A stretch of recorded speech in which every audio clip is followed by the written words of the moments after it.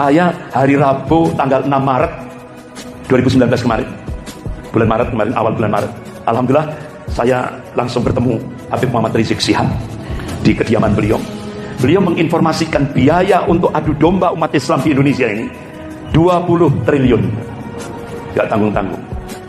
DP-nya 1,5 triliun, masih ada 18,5 triliun.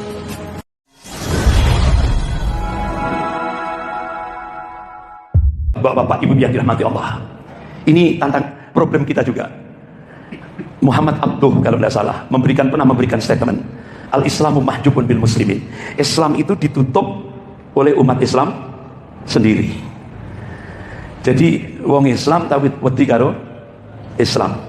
Itu namanya gerakan Islamofobi. Kalau bahasa di kampus itu gerakan demonologi Islam. Jadi memproyeksikan Islam itu seperti monster, hantu yang menakutkan. Gitu. Jadi gerakan Islamofobi. Jadi Islamofobi itu kan kebencian terhadap Islam, ketakutan terhadap Islam, sehingga muncul kebencian terhadap Islam dan kaum muslimin. Ini. Apalagi media, 90% media di Indonesia dikuasai 9 naga. Akhirnya apa yang terjadi, Pak? Media ini adalah alat untuk mengendalikan informasi, membangun opini, mempengaruhi massa, menggerakkan massa, kemudian menjatuhkan musuh. Media memiliki peran penting dalam pertarungan ideologi. Musuh-musuh Islam tidak hanya melancarkan perang melalui fisik terhadap kaum muslimin, mereka juga melancarkan perang melalui media. Apalagi media mainstream di Indonesia dikuasai 9 naga. Nah ini, mereka menyebarkan propaganda untuk menyesatkan opini masyarakat dalam rangka mendiskreditkan Islam dan kaum muslimin. Ini yang terjadi, Pak. Makanya ini PR juga bagi kita. Nah, bapak-bapak, ibu yang dirahmati Allah, Yahudi Theodor Herzl, dia memberikan statement, kalau ingin menguasai dunia dalam era kekinian, zaman now, kuasai media informasi, kuasai kekuatan lobby, dan kuasai public relation. Sehingga akhirnya apa yang terjadi? Theodor Herzl, apa yang disampaikan Theodor Herzl itu benar-benar sudah diamalkan, dipraktekkan oleh hampir 5.000 orang Yahudi yang ada di Indonesia. 5.000-an, Pak, orang Yahudi di Indonesia ini sudah menguasai itu. Media informasi sudah dikuasai, baik Yahudi Amerika maupun Yahudi Cina. Kemudian kekuatan lobby sudah, kemudian juga public relation sudah. Makanya bapak-bapak, ibu yang dirahmati Allah, 5 tahun ke depan ini umat Islam harus menguasai itu. Media informasi, kekuatan lobby, dan public relation. Umat Islam Indonesia harus menguasai itu. Bapak-bapak, ibu yang dirahmati Allah, apa sih tujuan gerakan Islamofobi itu? Apa? Untuk mempersempit ruang gerak umat Islam. Itu.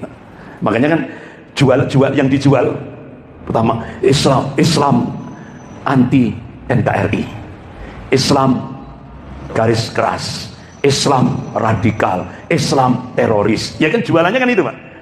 Yang dijual, yang dimunculkan oleh media mainstream seluruh Indonesia seperti itu. Islam anti NKRI, Islam anti Pancasila, Islam teroris, Islam radikal, Islam garis keras. Terakhir karena tidak ada lagi sudah Islam khilafah.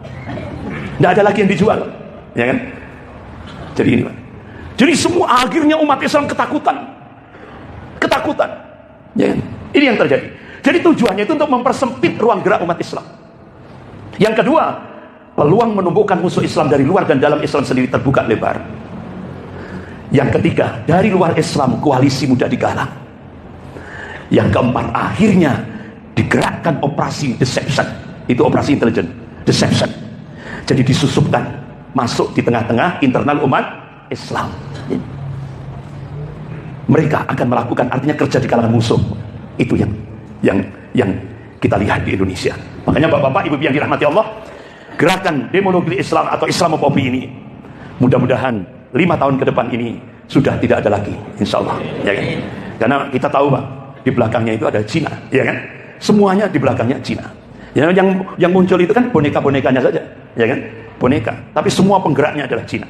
Bapak-bapak, ibu yang dirahmati Allah, karena waktunya terbatas, lemahnya umat Islam di Indonesia ini bukan karena kuatnya orang kafir, tapi karena terlalu banyak orang-orang munafik. Jadi bapak-bapak, ibu yang dirahmati Allah, ini persis analisis yang disampaikan oleh Syekhul Islam Ibnu Taimiyah rahimahullah. Kalau sudah Islam itu berbenturan dengan kekafiran, rata-rata umat Islam itu terpecah jadi 3 kelompok. Kelompok yang pertama, Taifah Mukhalifah, kata Syekhul Islam Ibnu Taimiyah rahimahullah. Apa Taifah Mukhalifah? kelompok umat Islam bantu orang kafir untuk menghancurkan Islam dari dalam.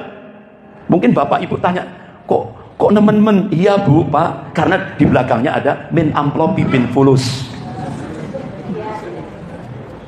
Jadi kelompok umat Islam bantu golongan kafir untuk menghancurkan Islam dari dalam. Pak, bu, berapa biayanya untuk itu tadi? Saya hari Rabu tanggal 6 Maret 2019 kemarin, bulan Maret kemarin, awal bulan Maret, alhamdulillah saya langsung bertemu Habib Muhammad Rizik Syihab di kediaman beliau.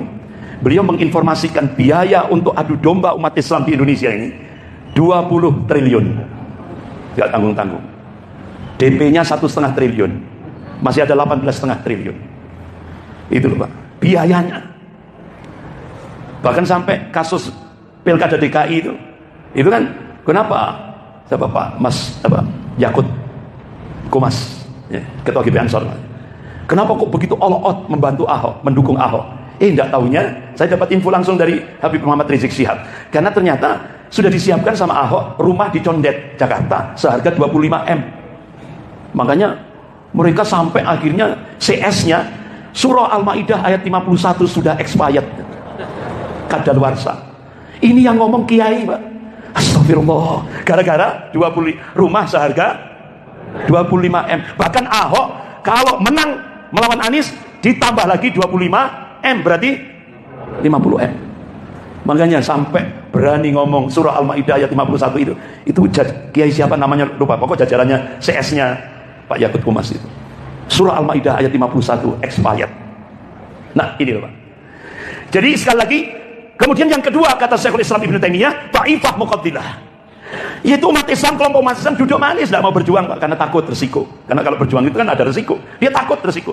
Duduk manis, tidak mau berjuang. Tapi realitas di lapangan, dia ini jadi penggembos perjuangan kaum muslimin. Ini banyak atau sedikit di Indonesia Pak?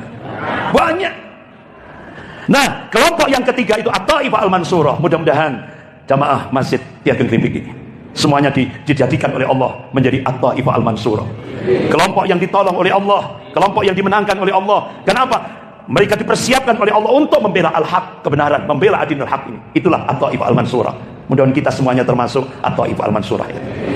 Amin ya rabbal alamin. Jadi bapak-bapak, ibu-ibu yang dirahmati Allah, itulah. Jadi sekali lagi, lemahnya umat Islam bukan karena kuatnya orang kafir, tapi karena terlalu banyak orang munafik. Bahkan bapak-bapak, ibu-ibu yang dirahmati Allah, kita bisa melihat sendiri bagaimana mereka melakukan kecurangan yang masif sekali.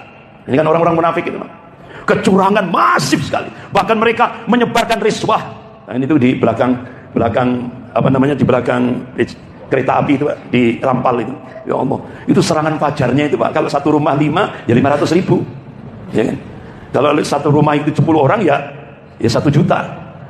Jadi itu serangan fajarnya luar biasa. Bahkan bapak ibu mungkin sudah lihat itu jadi viral itu. Itu serangan fajarnya belikan karpet masjid. Ya kan? Belikan karpet masjid. Enggak tahunya marah dia karena enggak ada yang milih. Akhirnya takmir masjidnya gowo hanya di sampai seperti itu Pak. Jadi riswah, suap, Pak, Bu, Rasulullah menegaskan yang menyuap, yang menerima suap sama saja masuk neraka, ya kan? Walaupun cuma 100.000 aja dijopo, ya, bukan kayak namanya, ya kan? Nah ini Pak, yang menyuap dengan yang menerima suap itu neraka kata Rasulullah, nar. Jadi 5 tahun ke depan kita mencoba untuk menyadarkan umat ini Pak. Saya kira gitu, lebih kurangnya saya mohon maaf yang sebesar-besarnya.